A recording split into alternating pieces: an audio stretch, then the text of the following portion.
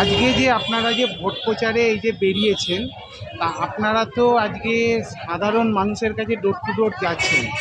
নারুগোপাল মুখার্জি আজ আমাদের যিনি চেয়ারম্যান সাহেব আজকে তৃণমূল কংগ্রেসের হয়ে দাঁড়িয়েছেন, এই ব্যাপারে উনি কতটা জেতার ব্যাপারে আশাবাদী হবে এবং সাধারণ মানুষের কতটা কি এখানে সাড়া পাচ্ছেন সেই ব্যাপারে তিনি আমাদের এবার আমরা 100% মানে আশাবাদী যে নারুদা জিতবে, কারণ যেখানেই যাচ্ছি মোটামুটি সাড়া পাচ্ছি।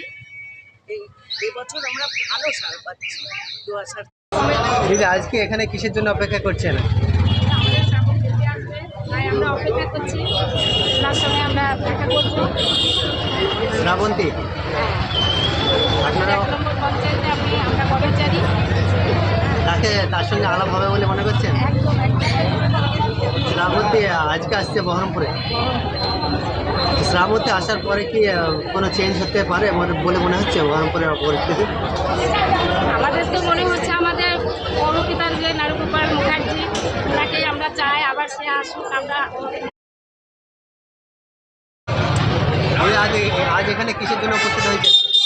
আজকে আমাদের ওই যে বিধানসভার চেয়ারম্যান শ্রাবন্তী আসবে, তাই আমাদের র্যালি আছে, ওই জন্য আমরা একটু উপস্থিত আছি।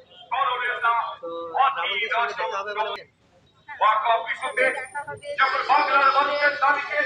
চেয়ারম্যান আসবে, ওই জন্য আমরা বেশি এই রোদ গরমে বেরিয়ে এসেছেন কেন? বাড়ি থেকে বেরিয়ে এসেছেন কেন এই রোদ গরমে? আমরা দাদার জন্য। দাদা, আপনারা এখানে যে জড়ো হয়েছেন, তা আপনারা আজকে কিসের জন্য জড়ো হয়েছেন?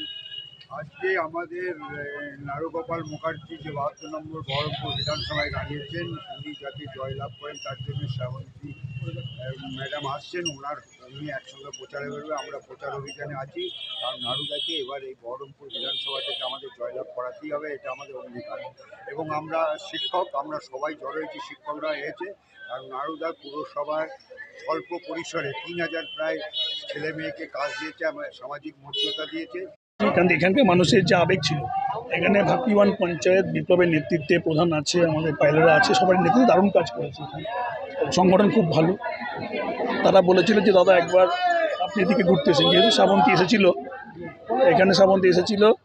এখানে রানীনগরের প্রচারে। শ্রাবন্তী এখানে আগেও আমার মিউনিসিপ্যালিটি ভোটে এসেছিল, তখন আমি বলেছিলাম যে ঠিক আছে তুমি যদি পারো তাহলে করে দিও। বলে দাদা করে দেবো, আমি বহরমপুরে আছি, তোমার 2টো প্রচার করে দেবে। তো বাকি 1টা করলো, কালকে একটা প্রচার করে দেবে। আমার ভালোই লাগলো, ঠিকই আছে, করুক। আমারও লোকজন ভালো লাগলো, মানে আমার ভালো লাগলো। দেব এলো